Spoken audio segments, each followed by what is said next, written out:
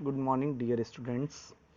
आज हम लोग बात करेंगे आपके खरीफ सीजन क्रॉप में पिजन पी या रेड ग्राम की, जिसे हम लोग तुर अथवा अरहर भी कहते हैं।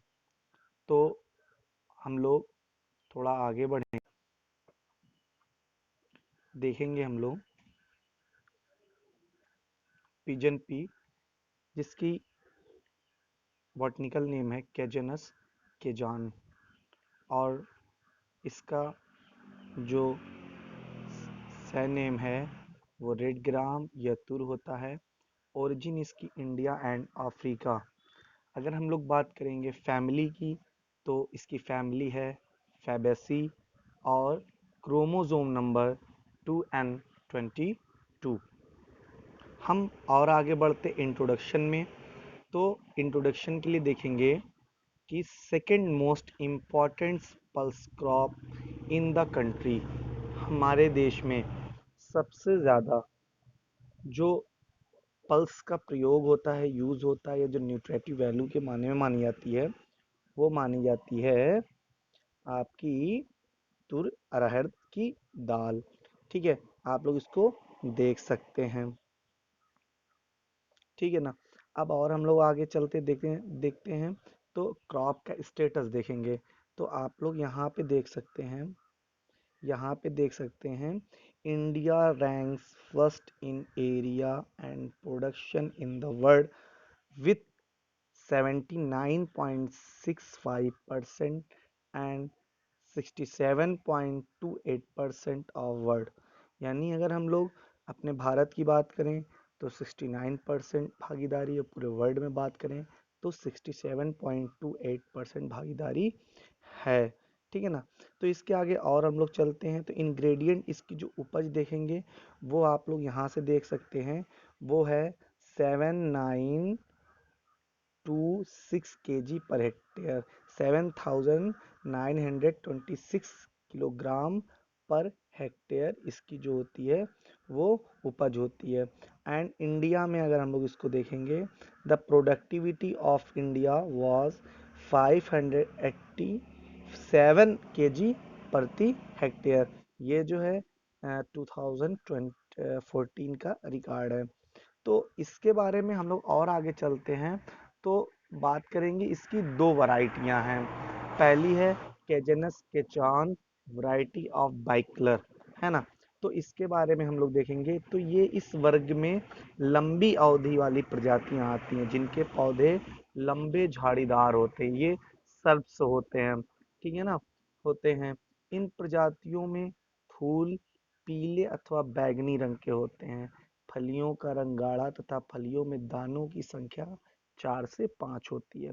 इसको पहली बार ध्यान दिए, पहला है कैजेनस केजान वैरायटी ऑफ बाइकलर, दूसरा है कैजेनस केजान वैरायटी ऑफ फ्लेवस हैं। तो इस वर्ग में शीघ्र परिपक्वता अवधि वाली छोटे ढांचे वाली प्रजातियां आती हैं। फूलों का रंग सर्वदा पीला एवं फलियां सपाट होती हैं। फलियों के दानों की संख्या 2 से 3 होती हैं। हम लोग अब और आगे चलते हैं, देखेंगे इसकी न्यूट्रेटिव न्यूट्रेटिव वैल्यू देखेंगे। तो न्यूट्रेटिव वैल्यू में आप देख सकते हैं protein 22.3%, fat 1.7%, minerals 3.5%, fibre 1.5%, carbohydrate 57.6%। तो इस तरह से आप इसका टेबल देख सकते हैं। हम अब और आगे बढ़ेंगे तो देखेंगे इसकी स्टेट वाइज रिकमेंडेड वैरायटी। तो कौन कौन सी वैरायटियां हैं आप यहाँ से देख सकते हैं। तो पहले हम लोग आंध्र प्रदेश में देखेंगे तो इसमें लक्ष्मी है, LRG 41 है, फिर बिहार, मध्य प्रदेश। तो इस तरह से आप इसमें देख सकते हैं उत्तराखंड, तमिलनाडु। लेकिन जब हम और आगे चलते हैं और देखेंगे हम कि हमारे कुछ ऐसी इम्प्रूव्ड वैरायटी हैं, जैसे पहली वैरायटी है प्रभात। क्या है? प्रभात। प्रभात एक वैरायटी है। तो प्रभात में क्या होता है कि प्रभात क्या होती है, बौनी वैरायटी होती है बौनी वैरायटी होती है, और ये 110 दिन में तैयार होती है। कितने? 110 डेज में तैयार हो जाती है। ठीक है ना। 110 दिन में पककर तैयार हो जाती है। और जो इसकी ईल्ड होती है वो होती है 12 टू 15 क्विंटल प्रति हेक्टेयर, 12 से 15 क्विंटल प्रति हेक्टेयर होती है। और सबसे बड़ी बात इसमें है कि ये मोजेक एंथ्रेक्नोज डिजीज इसमें नहीं लगता है, ठीक है ना, उसकी रेसिस्टेंट वैरायटी है। फिर हम और आगे चलेंगे तो इसकी सब जो हम लोग शुरू से पढ़ते आए हैं, टाइप 7 वैरायटी एक है ये। टाइप 7 वैरायटी जिस ये ऐसे क्षेत्रों में लगाई जा सकती है जहां पर पाला नहीं पड़ता है। कौन सी वैरायटी है?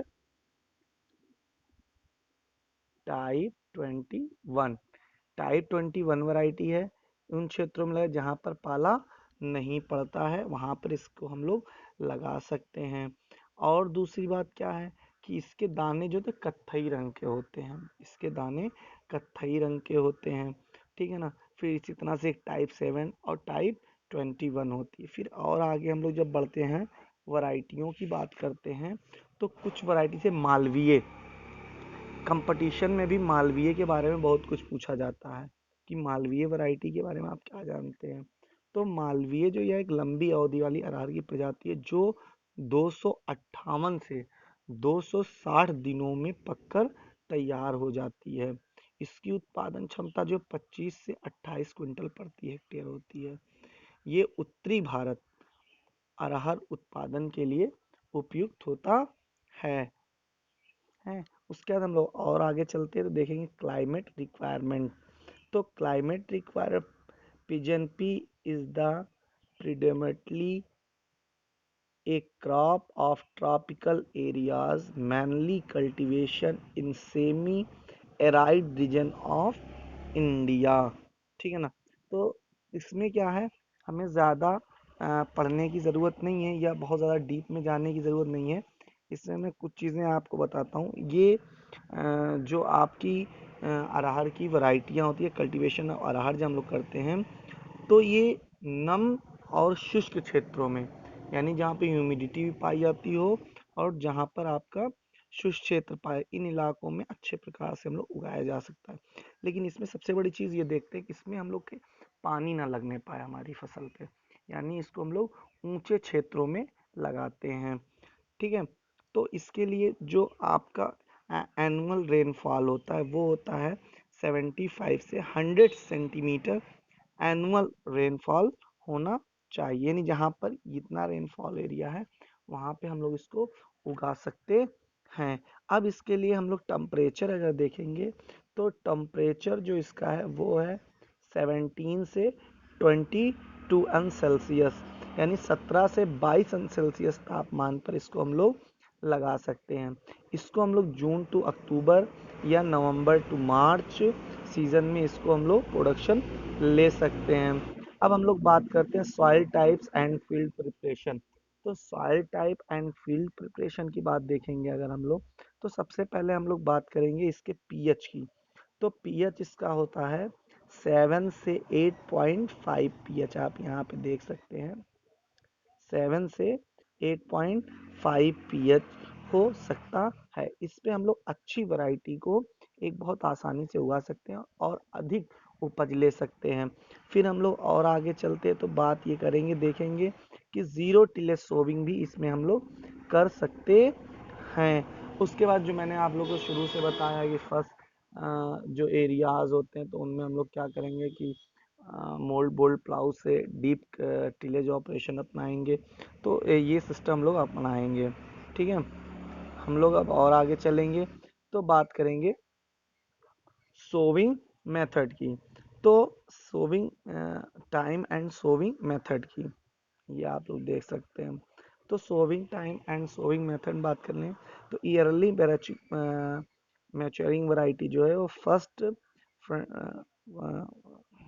सॉरी हम लोग जो ईयरली मेच्योर वैरायटी की बात करते हैं तो first front night of June, यानी हम लोग जून में क्या कर सकते हैं, इसकी सोविंग कर सकते हैं। लेकिन जो हमारे मीडियम या लेट होते हैं उनको हम लोग लास्ट वीक ऑफ जून में लगाते हैं, ठीक है ना। तो इस तरह से हम लोग इसकी सोविंग करते हैं। सीड रेट जो इसका होता है आप लोग यहाँ से देख सकते हैं ईयरली वैरायटियां जो होती हैं इनका 20 से 25 किलोग्राम, और जो आपका मीडियम या लेट होता है वो 15 से 20 किलोग्राम। लेकिन जो आपके एग्जाम में ज़्यादातर पूछा जाता है तो आपका यही पूछा जाता है 15 से 20 किलोग्राम। जब आप बुक देखोगे तो उसमें से भी आपको ज़्यादातर 15 से 20 किलोग्राम दिखाई देगा। अब हम लोग और आगे बात करते हैं सीड ट्रीटमेंट की। तो सीड ट्रीटमेंट में अगर हम लोग चलते हैं तो सीड ट्रीटमेंट में लोग थायराम 2 ग्राम या कार्बेंडाजिम 1 ग्राम, थायराम 3 ग्राम पर केजी सीड को हम लोग यूज करते हैं। अब हम लोग बात करते हैं मेथड ऑफ सोविंग की। तो मेथड ऑफ सोविंग में अगर हम लोग चलते हैं तो हमें सोविंग के अलग अलग जगहों पे अलग अलग चीज़ें हमें दिखाई पड़ती हैं, लेकिन हमें ये देखना होगा कि कौन सी विधि किस क्षेत्र में कितनी प्रचलित है, ठीक है ना। तो हम लोग क्या करते हैं, पंक्तियों में लगाना, लाइन टू लाइन लगाना सबसे बेहतर होता है और उचित दूरी पे लगाते हैं। तो इन चीज़ों का हमें ध्यान रखना होता है। फर्टिलाइजर एंड मेन्योर की बात करें तो फर्टिलाइजर एंड मेन्योर में हम लोग देखेंगे ऑल फर्टिलाइजर डिलर्ड इन फॉरो डेप्थ 5 सेंटीमीटर में हम लोग देना चाहिए, वो भी 25 से 30 किलोग्राम नाइट्रोजन, 40 से 50 किलोग्राम फास्फोरस और 30 किलोग्राम पोटास देना चाहिए। Okay, thank you.